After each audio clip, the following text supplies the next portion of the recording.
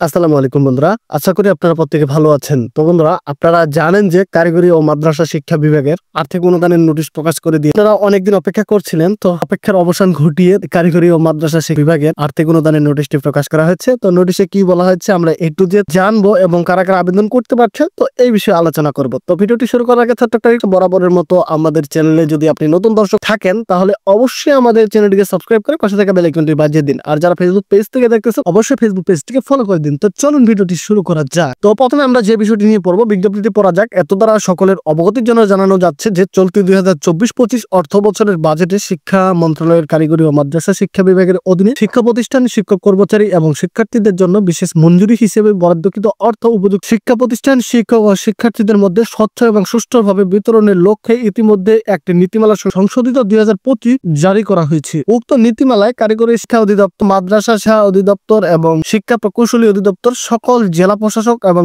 জেলা শিক্ষা অফিসার বরাবর বিতরণে শিক্ষা মন্ত্রণালয়ের কারিগরি ও মাদ্রাসা শিক্ষা বিভাগের ওয়েবসাইট www.timet.gov.bd এই ওয়েবসাইটে আপলোড করা হয়েছে। উক্ত নীতিমালা অনুযায়ী নিম্ন বর্ণিত শর্তে শিক্ষা প্রতিষ্ঠান, শিক্ষক কর্মচারী এবং শিক্ষার্থীদের নিকট হতে অনলাইনে আবেদন আহ্বান করা যাচ্ছে। তো এখানে আপনারা বুঝতে পারলেন যে এখানে আপনারা সকল শিক্ষা প্রতিষ্ঠান এবং শিক্ষক কর্মচারী সবাই আবেদন করার সুযোগ পাচ্ছেন। শিক্ষা প্রতিষ্ঠানের ক্ষেত্রে তাদের সংস্কার এবং মেরামত বা আসবাবপত্র তৈরি এবং খেলাধুলা সরঞ্জাম ক্রয়ে বিশেষ চাহিদা সম্পূর্ণ শিক্ষার্থী বান্ধব প্রতিষ্ঠান করার নিমিত্ত প্রয়োজনীয় প্রস্তুতি গ্রহণের জন্য পাঠাগার উন্নয়নের জন্য টাকা প্রয়োজন পড়ে, সেই জন্য আপনারা আবেদন করতে পারবেন। তবে আবেদনের বাছাইয়ের ক্ষেত্রে অনগ্রসর এলাকার অসচ্ছল শিক্ষা প্রতিষ্ঠানকে বেশি গুরুত্ব দেওয়া হবে। যেখানে পড়ালেখার মান ভালো, তো সেই প্রতিষ্ঠানগুলোকে অগ্রাধিকার দেওয়া হবে। দ্বিতীয়ত বলা হয়েছে দেশে সকল সরকারি বেসরকারি স্বীকৃতিপ্রাপ্ত, স্বতন্ত্র, অনুদানপ্রাপ্ত, অনুদানবিহীন মাদ্রাসা ও স্বীকৃতপ্রাপ্ত এমপিও সরকারি বেসরকারি কারিগরি মাদ্রাসা ও শিক্ষা প্রতিষ্ঠান, শিক্ষক কর্মচারী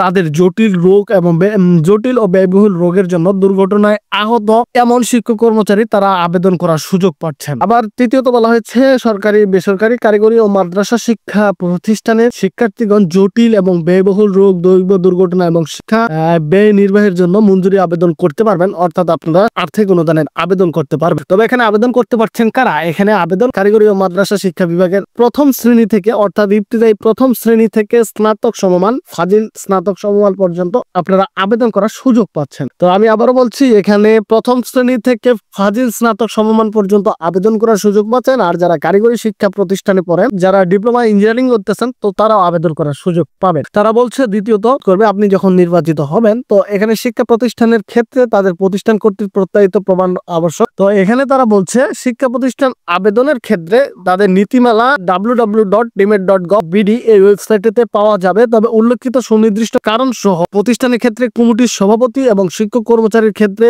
প্রতিষ্ঠান প্রদান কর্তৃক প্রত্যায়িত প্রমাণপত্র আবশ্যক সংযুক্ত করতে হবে। তবে অবশ্যই আপনাকে সে প্রমাণ সংযুক্ত করতে হবে। আর শিক্ষা প্রতিষ্ঠানের ক্ষেত্রে বরাদ্দকৃত অর্থ তারা প্রতিষ্ঠান ব্যাংকের যে হিসাব নম্বর রয়েছে, তো সেখানে বিতরণ করবে। এবং শিক্ষক কর্মচারী ও শিক্ষার্থীর ক্ষেত্রে বরাদ্দকৃত অর্থ মোবাইল ব্যাংকিং এর মাধ্যমে প্রদান করা হবে। তবে মোবাইল ব্যাংকিং শুধুমাত্র নগদ সিস্টেমে রেজিস্ট্রেশনটা করতে হবে। তবে অতএব আপনাদের আবেদনের ক্ষেত্রে শিক্ষক কর্মচারী যারা রয়েছেন এবং শিক্ষার্থী যারা রয়েছেন, তারা আবেদনের ক্ষেত্রে অবশ্যই আপনাদের নগদ খোলা আছে এমন নম্বরটি ব্যবহার করবেন, অন্যথায় আবেদন করার সুযোগ পাচ্ছেন না। তো এবার একটু নীতিমালা চেঞ্জ করছে তারা। আবেদনকারী শিক্ষক কর্মচারী তাদের জাতীয় পরিচয়পত্র এবং শিক্ষার্থী তাদের অনলাইন জন্মসনদ এবং পিতামাতার জাতীয় পরিচয়পত্র অবশ্যই সংযুক্ত করতে হবে। হ্যাঁ, তারপরে তারা বলছে 2023-24 অর্থ বছরে যে সকল শিক্ষা প্রতিষ্ঠান এবং শিক্ষক কর্মচারী এবং শিক্ষার্থী অনুদান পেয়েছেন, সেই সকল শিক্ষা প্রতিষ্ঠান, শিক্ষক কর্মচারী এবং শিক্ষার্থী এই চলতি অর্থ বছর অর্থাৎ 2024-25 অর্থ বছরে এই অনুদানের জন্য বিবেচিত হবেন না বা নির্বাচিত হবেন না। এবং নীতিমালায় যাই কিছু থাকুক না কেন, কারিগরি ও মাদ্রাসা শিক্ষা বিভাগের নিজস্ব বিশেষ বিবেচনার ক্ষেত্রে শিক্ষার্থী এবং